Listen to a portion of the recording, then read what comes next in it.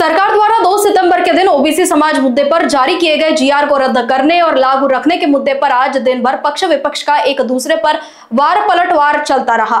एक तरफ विजय वडेट्टीवार जैसे वरिष्ठ नेता कांग्रेस जीआर रद्द करने का एक प्रकार से समर्थन करते दिखे और कहा, आम्ही विरोध केला नाही, सकल ओबीसी महामोर्चाने त्यांना विरोध केला, कारण त्यांची भूमिका या जीआरच्या समर्थनात होती आणि त्या जीआरचा नुकसान नक्की ओबीसी समाजाला होतो असं सर्व ओबीसी बांधवांची भावना आहे आणि त्याबद्दलचं चीड आणि राग आहे। त्यामुळे आजच्या बैठकीमध्ये हा जीआर रद्द करावा ही मागणी असेल आणि ही मागणी करत असताना ओबीसींचे काही 1-2 प्रमुख मागण्या आहेत, पण मुख्यत्वे आम्हाला तो जीआर रद्द करावा अशीच मागणी सकल ओबीसी समाजाची आहे।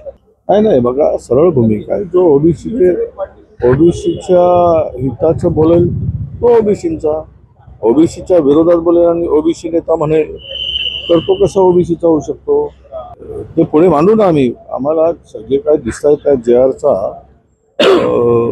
अर्थ, जीआरमुळे होणारं नुकसान, ह्या मोठ्या गोष्टी आहेत। त्या सगळ्या गोष्टी मुख्यमंत्र्यांच्या पुढे आम्ही मांडू ना। हे आता मी एकटा ठरवत नाही, हे आम्ही ओबीसीच्या आमचे जे कमिटी आहे त्या सगळ्यांच्या बरोबर चर्चा करू।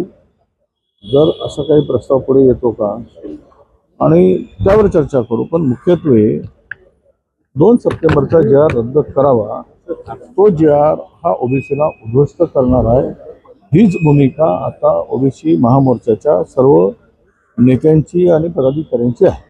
मी खूप गोष्टी आहेत सांगण्यासारखे, काय काय झालं आहे, त्यामुळे त्या संदर्भातली भूमिका प्रकाश आंबेडकरजी म्हणतायत हीच आमची भूमिका आहे। भाजपाने ओबीसीचा मतांचा फायदा घेतला, ओबीसींना फायदा काही करून दिला नाही, कुठल्याच ठिकाणी नाही।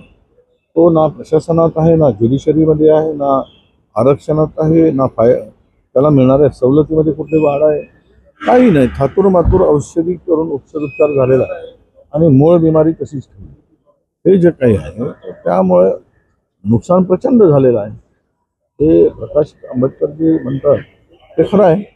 दूसरी तरफ ओबीसी बैठक के समन्वयक डॉक्टर परिणय फुके ने सरकार की तरफ से मुंबई में होने जा रही समिति की बैठक को लेकर सफाई दी और कहा कि मुख्यमंत्री देवेंद्र फडणवीस, उप मुख्यमंत्री एकनाथ शिंदे, उप मुख्यमंत्री अजित पवार और महसूल मंत्री चंद्रशेखर बावनकुळे की उपस्थिति में ठोस निर्णय लिया जाएगा। नाही, जे 2 सप्टेंबर 2025च्या जीआरच्या संदर्भात जो संभ्रम निर्माण झालेला होता त्यामध्ये अनेक ओबीसी संघटनांनी मोर्चे काढले होते। त्या सगळ्या संघटनेचं आज मुंबई इथे सह्याद्री अतिथीगृहामध्ये 12 वाजता बैठक आहे आणि या बैठकीत माननीय मुख्यमंत्री देवेंद्र फडणवीस साहेब असतील, उपमुख्यमंत्री एकनाथ शिंदे साहेब असतील आणि अजितदादा पवार सुद्धा असतील, तसंच छगन भुजबळ साहेब असतील, चंद्रशेखर बावनकुळेजी जे उपसमितीचे अध्यक्ष आहेत ते सुद्धा असतील, ओबीसी मंत्री अतुल सावेजी आणि याविषयी जे सचिव आहेत सगळे अधिकारी सगळेच राहतील आणि सगळेच महाराष्ट्रातील ज्या संघटना ज्यांनी या संदर्भातले आंदोलन केले ते सगळे संघटनेचे प्रतिनिधी राहतील। डॉक्टर बबनराव तायवाडेंनी सांगितलं की मी या बैठकीत उपस्थित राहणार नाही। आजच मला कळवलं की ते या बैठकीत उपस्थित राहणार नाही। त्यांनी माननीय मुख्यमंत्र्यांना वेगळी वेळ मागितली आहे, कारण या 2 सप्टेंबरच्या जीआरच्या संदर्भात राष्ट्रीय ओबीसी महासंघाचं काही म्हणणं नव्हतं, त्यांचा विरोधी नव्हता, म्हणून ते या बैठकीत ते उपस्थित राहणार नाही। त्यांनी एक वेगळा वेळ मागितला। अनेक जे बाकी विषय आहेत त्या संदर्भात मुख्यमंत्री त्यांना 3-4 दिवसात वेळ देणार आहे। शरद पवार गटाचं किंवा हे सर्वपक्षीय बैठक नाही, ही ओबीसी संघटना आणि सरकार यांच्यामधली बैठक आहे। विजय वडेट्टीवारजींनी हे आंदोलन पुकारलं होतं आणि या विजय वडेट्टीवारजीची जी संघटना आहे, बाकी इतर जे ओबीसी संघटना आहे या संघटनेची आणि राज्य सरकारची बैठक आहे। Report Lokvahini media, Nagpur.